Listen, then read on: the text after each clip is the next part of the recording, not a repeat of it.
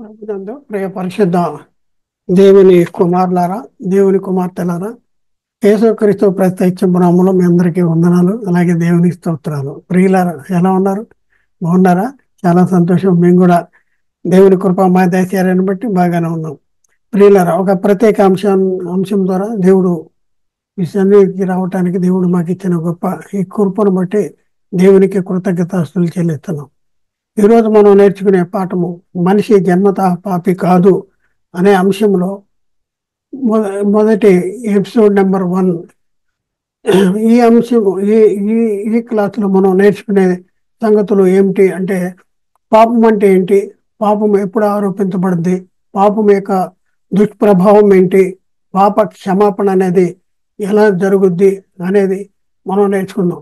కానీ ప్రియులారా, మరి నేటి క్రైస్తవ సమాజంలో జరుగుతున్న బోధన మనం పరిశీలన చేస్తే ఏం ప్రకటిస్తున్నారంటే, మనిషి జన్మతః పాపి, మనిషి పాపిగానే పుట్టుకతోనే పాపిగా పుడుతున్నాడు, మనిషి పాపం చేయకపోయినా పాపిగానే పుడుతున్నాడు అని చెప్పేటటువంటి పరిస్థితి. మరి ముఖ్యంగా ప్రియులారా, మరి నేటి సంఘాల్లో అనేక మంది పాపము పాపము పాపము అనేసి మాట్లాడితే పాపం అనే మాట వారి నోట ఉచ్చారణ జరుగుతుంది, కానీ ఆ పాపాన్ని గురించినటువంటి సంగతే వారికి పాపం అంటే ఏంటో కూడా తెలియనటువంటి పరిస్థితి మరి నేటి క్రైస్తవ సంఘాల్లో ఉంది. అలాగే బోధించే బోధకులు గురించి మనం పరిశీలన చేస్తే ఈ పాపాన్ని గురించి సంపూర్ణ అవగాహన లేదు. అలాగే వారి బోధ వింటున్న విశ్వాసులకు కూడా పాపాన్ని గురించినటువంటి సంపూర్ణ అవగాహన లేనటువంటి పరిస్థితి మనం చూస్తూ ఉన్నాం. వీళ్ళరా, మేము ఎవరిని విమర్శించాలని, తప్పు పట్టుకోవాలని మేము ఈ వాక్యాన్ని మేము ముందుకు తీసుకురాట్లా. బైబిల్ ఏం చెప్తుంది, బైబిల్ ఏముంది అది తెలియపరచడానికే మేము ముందుకి వచ్చాం. ప్రియులారా, మనిషి జన్మతః పాపి అని నమ్ముతున్న వారు, బోధిస్తున్న వారికి కూడా పాపము అంటే ఏంటో తెలియనటువంటి పరిస్థితి ఉంది. అలాగే మనిషి జన్మతః పాపి కాదు అనేసి బోధిస్తున్నటువంటి బోధకులు కూడా మరి ఈ అంశాన్ని గురించినటువంటి సంపూర్ణ విశ్లేషణ అనేది చేయలేనటువంటి పరిస్థితిలో ఉన్నారని మనకి అర్థమవుతుంది. ప్రియులరా, ఇంకా మనం పరిశీలన చేస్తే క్రీస్తు రక్తంలో కడగబడి సంఘములో చేర్చబడి పరిశుద్ధపరచబడి అన్నటువంటి పరిశుద్ధులుగా అని పిలువబడుతున్నటువంటి వారు కూడా వారి ప్రార్థనలో మేము పాపము మేము పాపము అనేసి వారి ప్రార్థనలు చేస్తున్నారు. వీళ్ళని ఒకసారి ఆలోచించండి.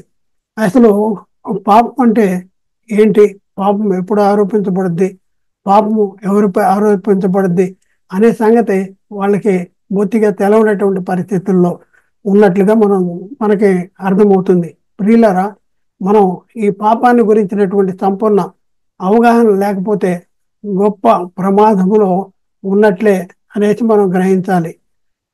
గొప్ప విపత్తు అనమాట. ఆ విపత్తు నుండి మనము తప్పించుకోవాలంటే పాపాన్ని గురించినటువంటి సంపూర్ణ అవగాహన మనం కలిగి ఉండాలి.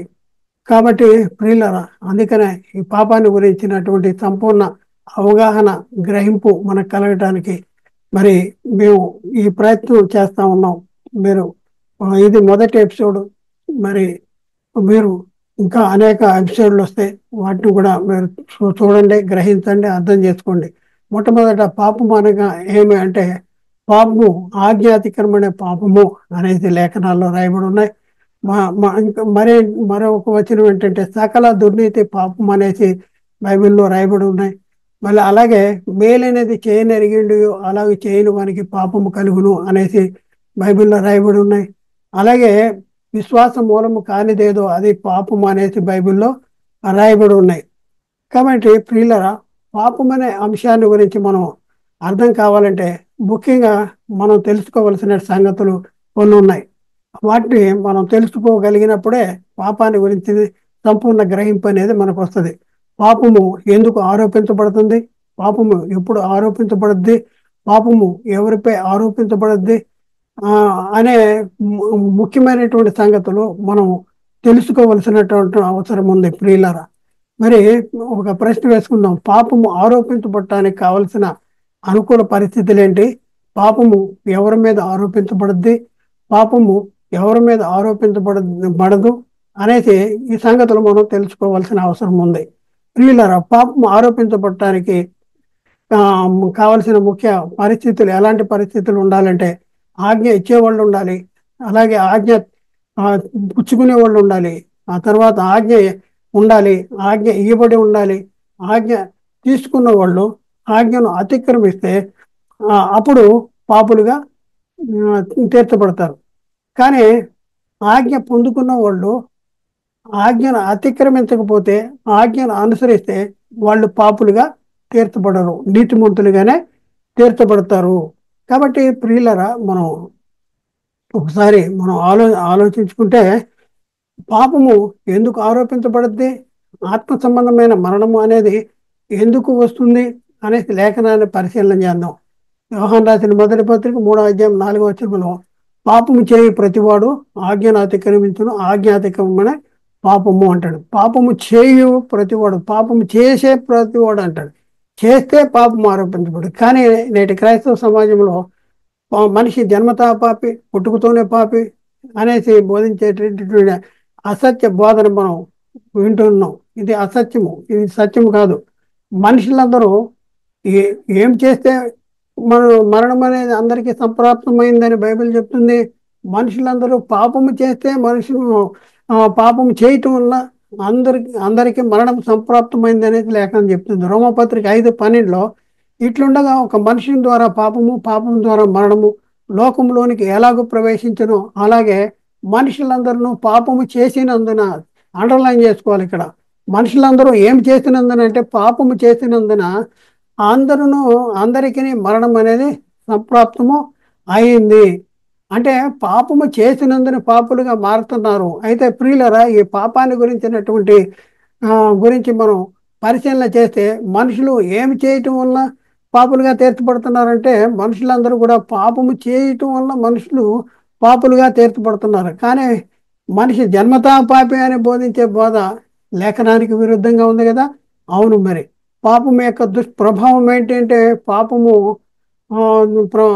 యొక్క దుష్ప్రభావాన్ని చాలా కఠినమైనది అనేసి బైబిల్ని బట్టి మనకి అర్థమవుతుంది. పాపం వల్ల వచ్చే జీతం ఏంటి అంటే, పాపం వల్ల వచ్చే జీతము మరణము. ఏ మరణము? శరీర మరణం కాదు. శరీర మరణం అనేది అందరికీ వస్తుంది. కానీ ఇక్కడ లేఖనాల్లో రాయబడిన మరణం అనేది ఆత్మ సంబంధమైన మరణము. రోమపత్రిక 6వ అధ్యాయం 23వ వచనంలో ఏలైనగా పాపం వల్ల వచ్చే జీతము మరణము, అయితే దేవుని కృపావరము మన ప్రభు అయిన యేసుక్రీస్తునందు నిత్య జీవము.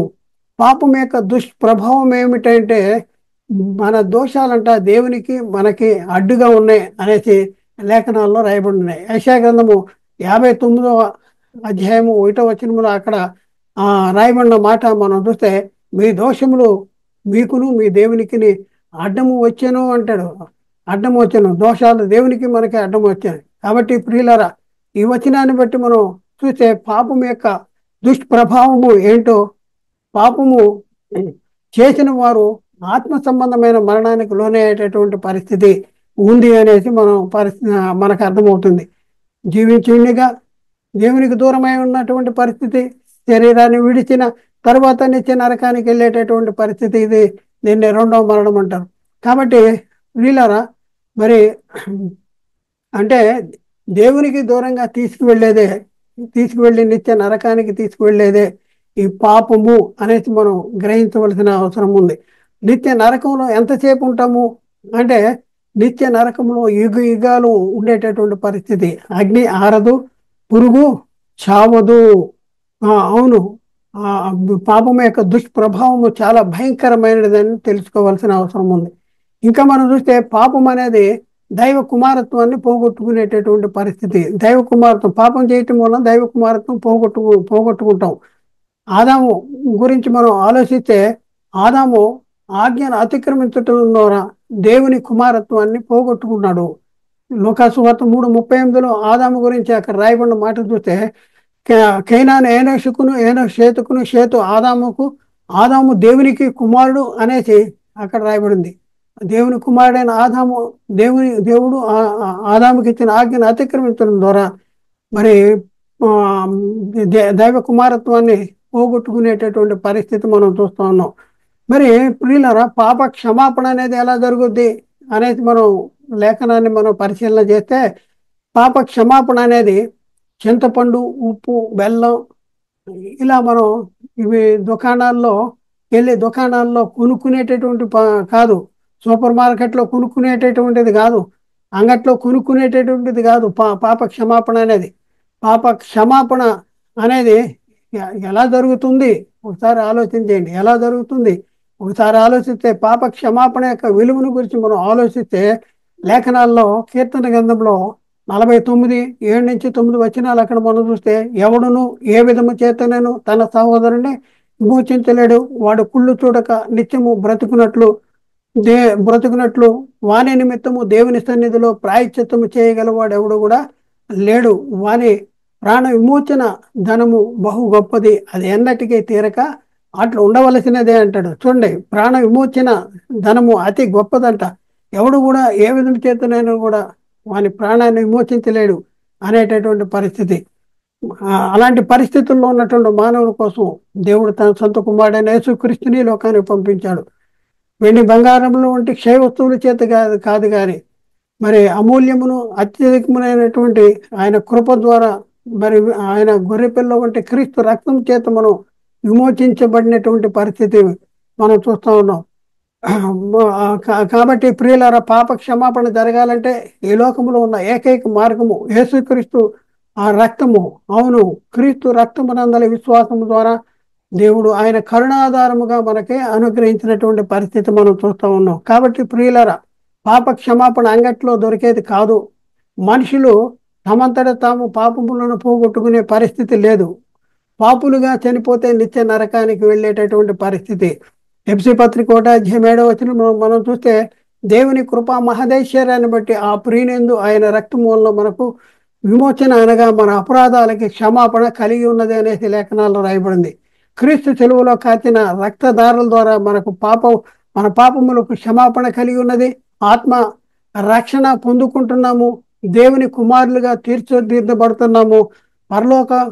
పరలోకముందున్న దేవుని కుటుంబ సభ్యులుగా చేయబడుతున్నాము. పరిశుద్ధులతో ఏక పట్టణస్థులుగా, దేవుని ఇంటి వారుగాను, జీవము గల దేవుని పట్టణస్థులుగాను, అనగా పరలోక యెరూషలేమునకు వచ్చి ఉన్నటువంటి పరిస్థితి ఉంది.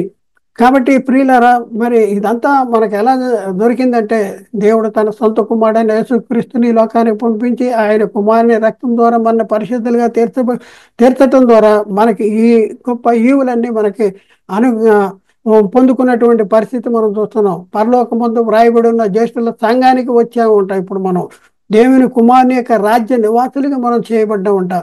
అలాగే ఏర్పరచబడిన వంశమును, రాజులైన యాజక సమూహంగా మనం తీర్చిదిద్దబడ్డాం. తండ్రితో కూడా, ఆయన కుమారుడైన యేసుక్రీస్తుతో కూడా సహవాసము కలిగినటువంటి పరిస్థితుల్లో ఈ రోజు మనం ఉన్నాం. కాబట్టి ప్రియులారా, మరి మనం ఎలాంటి పరిస్థితుల్లో ఉన్నాము? పాపాన్ని గురించి మనం తెలుసుకోగలుగుతున్నామా? పాపమును గురించి మనం చూస్తే, ఎవడు కూడా ఏ విధము చేత తన సహోదరుని విమోచించలేడు. అమూల్యమైన రక్తము చేత, అనగా గొర్రెపిల్ల వంటి క్రీస్తు రక్తము చేత మనం విమోచించబడినాము. ఎవడు కూడా ఏ విధము చేత తన సహోదరుని విమోచించలేడంట.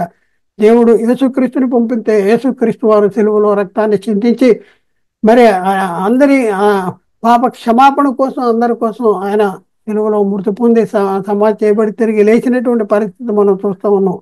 మరి ఇప్పుడున్న పరిస్థితుల్లో యేసుక్రీస్తు రక్తం దగ్గరికి వస్తున్నామా? క్రీస్తు రక్తాన్ని అపవిత్రం చేస్తున్నామా? నిబంధన రక్తం అంటాడు. నిబంధన రక్తం హెబ్రీ పత్రిక 10:29 ఇట్లుండగా దేవుని కుమారుని పాదములతో తొక్కి తాను పరిశుద్ధ పరచబట్టుకు సాధనమైన నిబంధన రక్తమును అపవిత్రమైనదిగా ఎంచి కృపకు మూలముగు ఆత్మను తిరస్కరించిన వాడు ఎంత ఎక్కువైన ప్రతిదండనకు పాత్రుడనే మరి మీకు తోచును అంటాడు. కృపకు మూలముగు ఆత్మను తిరస్కరించిన వాడు అంటాడు. నిబంధన రక్తం పరిశుద్ధ పరచబట్టుకు సాధనమైన నిబంధన రక్తము. కాబట్టి ప్రియులారా, ఒకసారి ఆలోచించేయండి. మరి మనంతటి మనం పాపాన్ని పోగొట్టుకునేటటువంటి పరిస్థితి లేదు. అందుకనే దేవుడు తన సొంత కుమారుడైన యేసుక్రీస్తుని లోకానికి పంపించాడు. కాబట్టి ప్రియులారా, ఆలోచించేయండి. మరి నేటి క్రైస్తవ సమాజంలో ప్రకటించబడుతున్నటువంటి బోధ ఒకసారి పరిశీలన చేస్తే, మనిషి జన్మతా పాపి అనే, పాపం చేయకపోయినా పాపిగానే పుడుతున్నాడు, జన్మత పాపి అనేసి దుర్బోధ ప్రకటించబడుతుంది. అది సత్యము కాదు, అది అసత్యము. అందరూ పాపము చేసి పాపులు అవుతున్నారు. అందరూ పాపము చేసి పాపులు అవుతున్నారు, కానీ పాపము చేయకుండా పాపులు అవట్లేదు. కాబట్టి ప్రియులారా, ఈ మొదటి ఎపిసోడ్లో మరి పాపము అనగా ఏంటి, పాపము ఎప్పుడు ఆరోపించబడుద్ది, పాపము ఎవరిపై ఆరోపించబడుద్ది, పాప క్షమాపణ, పాపం యొక్క దుష్ప్రభావం ఏంటి, పాపము పాపము నుండి విమోచన అనేది ఎలా జరుగుద్ది, ఇవన్నీ కూడా మనం నేర్చుకుందాం. రాబో ఎపిసోడ్లో మరిన్ని సంగతులను మనం నేర్చుకోవటానికి ప్రయత్నం చేద్దాం. దేవుడు మాట్లాడిన ప్రతి మాట ప్రతి ఒక్క హృదయంలో నీరుగట్టి ఫలం చేయనుగాక. ఆమేన్. అందరికీ వందనాలు. దేవునికి స్తోత్రం.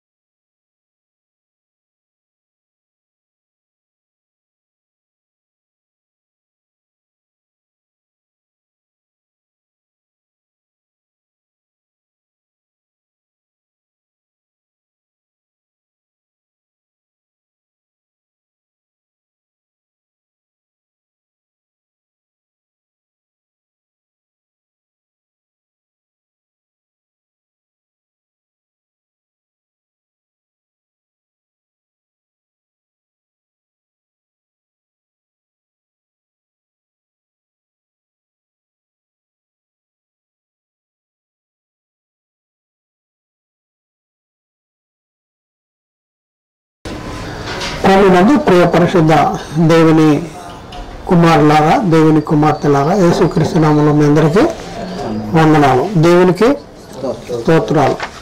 ప్రియులారా, మరి ఇప్పుడున్న పరిస్థితుల్లో క్రైస్తవులుగా ఉన్నటువంటి మనం ఎవరు,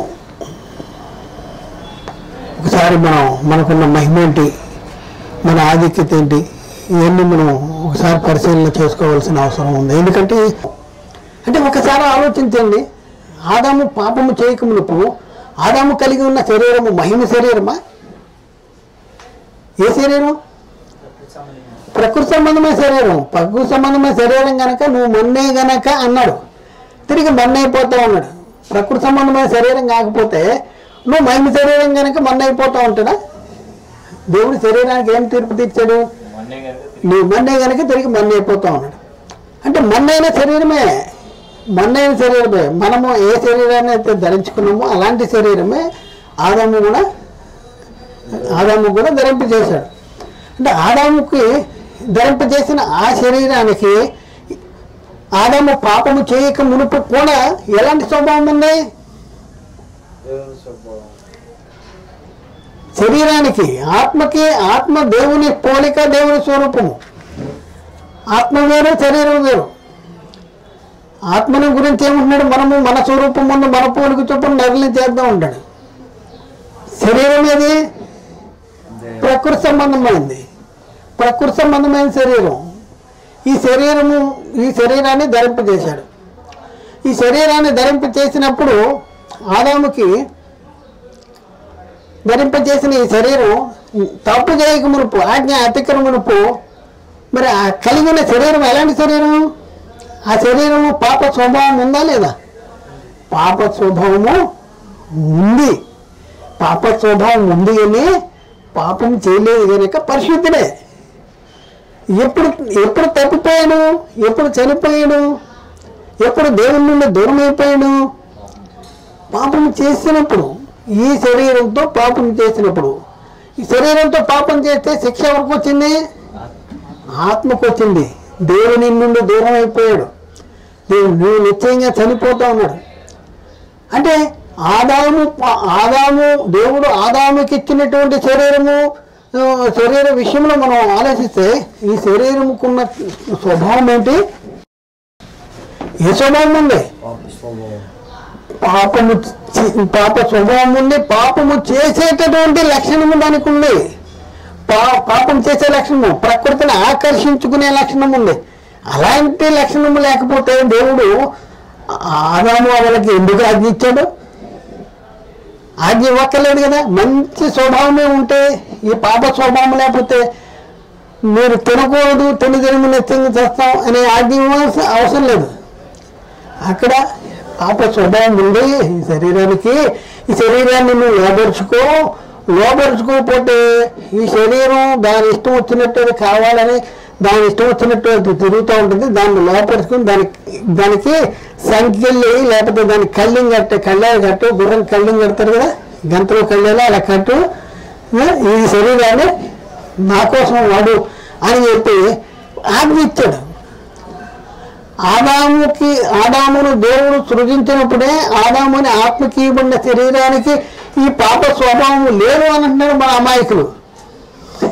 ఇది చెప్పేదాన్ని వీళ్ళు ఏమనుకున్నారు, దేవుడు ఆదాముని ఆత్మకి నేలమట్టితో నిర్మించిన ఆ బొమ్మ ఏదైతే ఉందో ఆ శరీరము, ఆ శరీరానికి ఉన్న గుణ లక్షణాలు ఏంటి, క్యారెక్టర్స్ ఏంటి అంటే దానికి ఏ స్వభావం ఉంది, దానికి ఒక నియమం ఉంది, పాప నియమం ఉంది, పాపము చేసేటటువంటి నియమం ఉంది, పాప స్వభావం కలిగినది అని బైబిల్ చెప్తుంది. ఒకవేళ అలా లేకపోతే ఆజ్ఞ ఇచ్చేవాడు కాదు. మరి మనవాళ్ళు ఏమంటున్నాం, పాపం చేసిన తర్వాత పాప అయిపోయాడండి అంటారు. పాపం చేసిన తర్వాత కాదు, దేవుడు నరులను యథార్థవంతులుగా సృజించాడు, తన పోలిక చొప్పున తన స్వరూపమును సృజించాడు. ఎవరిని? ఆత్మనే. ఆత్మ దేవుని పోలిక, దేవుని స్వరూపం. కానీ ఇవ్వబడిన శరీరం ప్రకృతి సంబంధమైనది, ప్రకృతిని కోరుకునేది. దానికి ఒక నియమం ఉంది. ఆ నియమం ఏంటి? పాప నియమము. దాన్నే పౌలు అంటాడు, వేరొక నియమము నా అవయముల్లో ఉన్నట్టు కనపడుతున్నది, అది నా మనసునందున్న ధర్మశాస్త్రముతో పోరాడుతూ నన్ను పాప నియమమునకు లోబరుచుకొనుచున్నది అంటున్నాడు. ఇది ఒకటే గ్రహించాలి. ఇది గ్రహించకపోవటం అనేది ఈరోజు క్రైస్తవుల్లో పెద్ద పొరపాటు ఏంటంటే మనిషి జన్మతః పాప అంటున్నారు. మనిషి అంటే ఎవరు? నేనంటే ఆత్మనా శరీరమా? నేనంటే ఆత్మ. మనిషి జన్మతః పాప అంటే దేవుడు సృజించినప్పుడే ఆత్మ పాప, ఆ పాపంతో కూడిందా? కాదు కదా. మరి ఈ దేవుని పోలికలో దేవుని స్వరూపంలో ఉన్న ఈ ఆత్మకి ఎలాంటి శరీరాన్ని ఇచ్చాడు? ప్రకృతి సంబంధమైంది, పాప స్వభావం కలిగింది, వేరొక నియమము కలిగింది, మరణ పాప నియమము కలిగినటువంటి శరీరం. ఎందుకు ఇచ్చాడు? మంచి శరీరం ఇవ్వచ్చు కదా, ఈ పాపానికి లోన ఉన్నటువంటి శరీరం ఇవ్వచ్చు కదా, ఆత్మ సంబంధమైన శరీరం ఇచ్చేవచ్చు కదా, అవునా కదా? ఎందుకు ఇది ఇచ్చాడు? చూసారా? ఇప్పుడు సంవత్సరం పొడిపోట స్కూల్కి వెళ్తాడు బుడ్డోడు, మన పిల్లలు. ఆఖరికి ఎగ్జామ్ పెడతాడు. వెళ్ళి తల్లిదండ్రులు వెళ్ళి మా వాడికి ఎందుకు ఎగ్జామ్ పెడతావు నువ్వు అని అడుగుతారా? పరిశోధన రావాలి, టెస్ట్ అనేది పెట్టాలా? దేనికి టెస్ట్ ఎందుకు పెడతారు చెప్పండి? ఒక క్లాస్ దింపటానిక, ఒక క్లాస్ ఎక్కిస్తానిక, నెక్స్ట్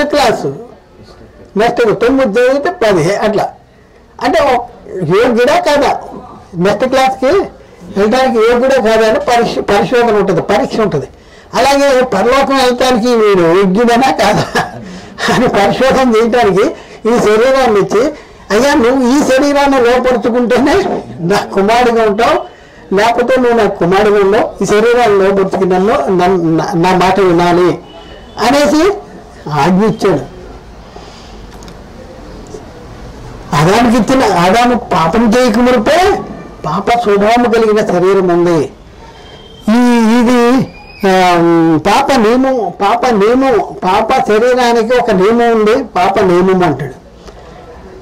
దాన్నే పౌలు అంటాడు, వేరొక నియమము నా అవయముల్లో ఉన్నట్టు కనబడుతుంది. ఏంటి వేరొక నియమము? మేలనేది చేయవలనని నాకు కోరిక కలుగుతున్నది, కానీ చేయటం నాకు కుదరట్లేదు అంటాడు. ఎందుకు అంటే నాయందు అంటే ఆత్మయందేమో అనుకుంటారని, నాయందు అనగా నా శరీరం ముందు దేవుడు నాకిచ్చిన నా శరీరం ఏదైతే ఉందో, నాకిచ్చిన ఆత్మనే, నాకిచ్చిన ఈ శరీరము, నా శరీరం ముందు మంచిదేది లేదని నివసింపవుతుంది. ఇది ఎప్పటి నుంచి? దేవుడు ఆదామును సృజించినప్పుడే ఆదాముకి ఇచ్చినటువంటి శరీరము అలాంటి శరీరము. మరి తినేశారు కదా, తినేస్తే ఏమైపోయింది? ఆజ్ఞ అతిక్రమించారా? ఆజ్ఞ అతిక్రమిస్తే ఒకరు దేని చేత లోపడతాడో దానికి దాసుడే ఉంది. మీరు మీ తండ్రిగా అపవాది సంబంధులే. దేవుని కుమారత్వం పోగొట్టుకున్నారు, సాతాను కుమారత్వం వచ్చింది. పరలోక పౌరసత్వం పోగొట్టుకున్నారు, నరక పౌరసత్వం వచ్చేసింది. పేద వాసులైన పరిశుద్ధుల శ్వాసంలో పాలివారుగా ఉన్నారు, ఇప్పుడు నరక పౌరస్థితిలో పాలివారుగా ఉన్నారు. దేవుని ఇంటిలో ఉండేవాడు మరి సాతాను ఇంట్లో చేరిపోయాడు. దేవుని కుమారుడిగా ఉండేవాడు సాతాను కుమారుడిగా మారిపోయాడు. మరి దేవుడు ఎవరు పెడతారా? మళ్ళీ ఏం చేయాలి? ఈ చనిపోయిన ఆత్మను బతికించాలి. ఈ బతికించాలంటే ఎలా బతికించగలము? ఈ ఆత్మ బతకాలంటే ఏం చేయాలి? ఒకటి పాపం తీసివేయాలి. పాపం తీసివేసిన తర్వాత ఈ శరీరము పాపము చేయకుండా ఉండేలాగా ఉండాలి. ఈ శరీరమే కానీ పాపం చేయకుండా ఉండేలాగా ఉండాలి. శరీరము దాని ఇష్టలు దురాశలకి సెలవు వేసేలాగా ఉండాలి. పాప విషయమే చనిపోయిన మనము ఇక మీదటి దానిలో ఎలాగో జీవించడం అంటాడు. పాప విషయంలో చనిపోతున్నాం. ఎక్కడ చనిపోతున్నాం? పాప విషయంలో బాప్తిజం ద్వారా చనిపోతున్నాము. 3వ వచనంలో మనం చూస్తే క్రీస్తు యేసులోనికి బాప్తిజం పొందిన మనమందరమును ఆయన మరణంలోనికి బాప్తిజం పొందితరని మీరు ఎరగరా అంటాడు. ఆయన మరణంలోనికి బాప్తిజం పొందుతున్నాం. తిరిగి లేచినప్పుడు ఏం చేయాలి? కాబట్టి తండ్రి మహిమ వలన క్రీస్తు మృతుల్లోనే ఎలాగో లేపబడినో అలాగే మనము నూతన జీవము గలవారమే నడుచుకున్నట్లు బాప్తిజం వలన ఆయన మరణంలోనికి పాలు పొందాము. 5వ వచనం ఆయన మరణం యొక్క సాదృశ్యం ముందు ఆయనతో కూడా ఐక్యము గలవారమైన ఆయన పునరుద్ధానం యొక్క సాదృశ్యం ముందును ఆయనతో కూడా ఐక్యము గలవారమై ఉంటాము. ఏం జరుగుతుంది ఇక్కడ? ప్రాచీన స్వభావాన్ని ఆయనతో కూడా సిలవేసేస్తున్నాం. ఎక్కడ? 6వ వచనం చూడండి, ఎంత ఇంపార్టెంట్ వచనం 6వ వచనం.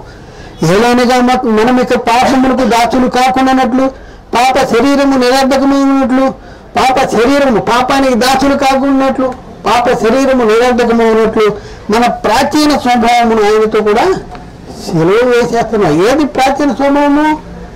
ప్రాచీన స్వభావాన్ని సెలవు వేసేస్తున్నాం. శరీరము దాని ఇచ్చుడు దురాశలకి సెలవు వేసేస్తున్నాం. గల్తీ పత్రికలు చూస్తే చూద్దామండి. గల్తీ పత్రిక 5వ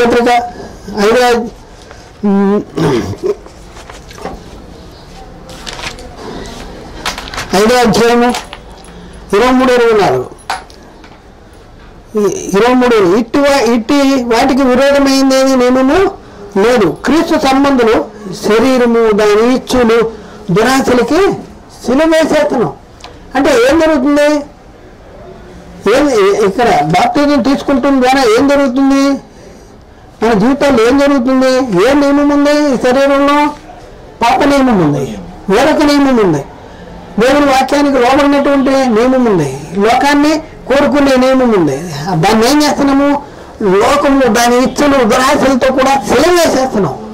శరీరము క్రీస్తు యేసు సంబంధులు శరీరము దాని ఇచ్చలు దురాశలకి సెలవు వేసేస్తున్నాం. ఎక్కడ జరుగుతుంది సెలవు వేసేది? ఎక్కడ జరుగుతుంది? 12 ఇక్కడ 6వ వచనంలో చెప్తున్నాడు. రోమపత్రిక 6వ వచనం.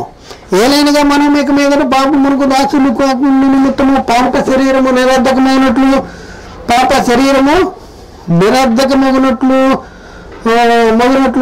మన ప్రాచీన స్వభావమును ఆయనతో కూడా సెలవు వేయబడిందని ఎరుగుదము. చనిపోయిన వాడు పాప విముక్తుడు గనక పాప విముక్తుడని తీర్పు పొంది ఉన్నాడు. మనము క్రీస్తుతో కూడా చనిపోయిన మృతుల్లో తిరిగి లేచిన క్రీస్తుకి చనిపోయిన మరణం ఆయన మీద ప్రభుత్వం లేదని ఎరిగి ఆయనతో కూడా జీవించుతున్నామని నమ్ముతున్నాము.